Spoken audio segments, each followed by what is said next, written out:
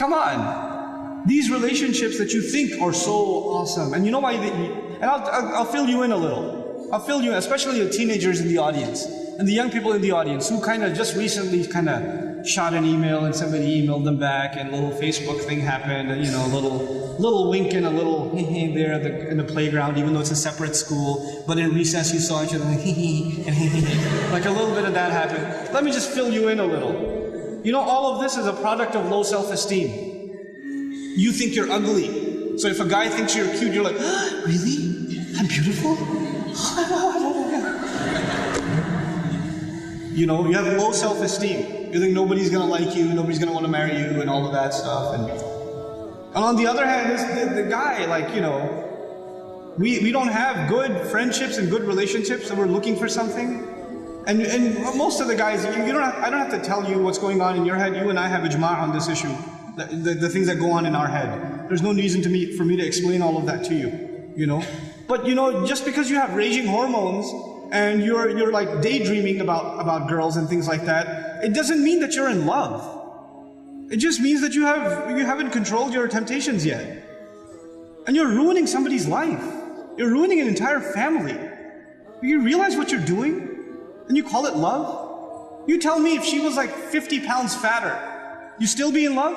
Because she's the same person, same ruh inside her jasad, right? If she was a burn victim or something, if her hand burnt off, or her ear was missing, you still be in love?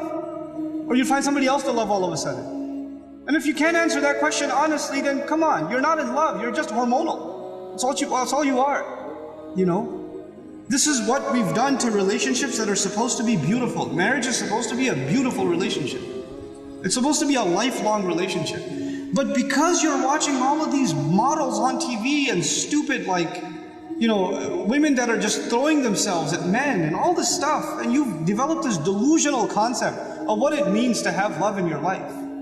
Delusional concept. Our deen came to free the world from this nonsense. To free it. Because we have a more mature understanding of what it means to have love in your life. You know, to have, I'm not saying you shouldn't marry someone you like, you should. You should be attracted to your future spouse. All of those things are fine. But there's a decency that you have to exhibit before that, you know? And if you're okay with talking to a girl like that, you should be okay with somebody talking to your sister. You're okay with that too? Not if you have any ounce of decency left inside you. If you do, then, you know, this is how we have to end these things. And no, if you've been in that kind of relationship, or you're in one of those relationships right now, nobody knows. Only Allah knows and you know. Don't raise your hand, please. Right? But I'm saying, you're like, oh, after today's lecture, I have decided I no longer want to be your friend. You know, don't even write that, because even then you're looking for a response. You're kidding yourself. And then you're checking, did she write back? Yes, we should no longer be friends. And then you'll write back, you're right, we really shouldn't be friends anymore. And then she'll write back, yeah, never again. And then you're still doing it. Just stop, just cut it off. Just cut it off. It's not good for you. And guys, I've done a whole series on shame, so I won't repeat the whole thing because it took hours and hours and hours, but I will tell you this. It's okay to be attracted to a girl. Allah put that in you. You're not evil for finding a girl beautiful. It's not haram for you to feel that way. You have to control it though. You have to control yourself. Our deen teaches us self-control. And if you cannot exhibit self-control in one aspect of your life, you'll lose self-control in other aspects of your life.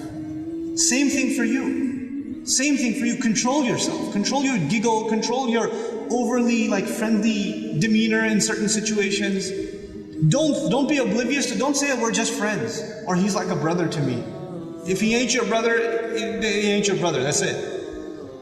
That's it. Either he's your brother, you share a mom, or he's not. And that's the end of it.